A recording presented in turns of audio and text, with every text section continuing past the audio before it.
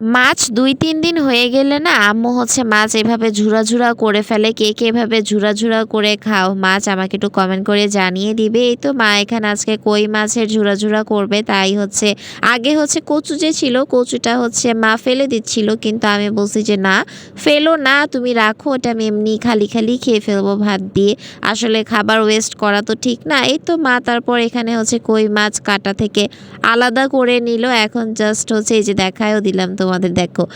কচু হচ্ছে ফেলি নাই। তোমরা তো আবার একটু এক লাইন বেশিই বুঝো। এজন্য আবার তোমাদের প্রমাণ দেখায় দিলাম। যাক তারপরেই তো এখানে মা কাটা একদম সব মাছ থেকে আলাদা করে নিয়েছে যেন একটু কাটা না থাকে। কোনো মসলাই দিবে না মা এখানে কারণ মাছে মসলা দেওয়াই আছে। তারপরেই তো মা এখানে জাস্ট পেঁয়াজ আর কাঁচামরিচ তেলে ভাজা হয়ে আসার পরে মানে বাদামি হয়ে আসার পরে এখানে হচ্ছে মাছটা দিয়ে দিল। এই তো এরপর ঝুরা করতেই হবে, করতেই থাকবে। সো এই তো আমার মাছের ঝোলা রেডি। কেমন লাগলো কমেন্ট করে জানিয়ে দিও।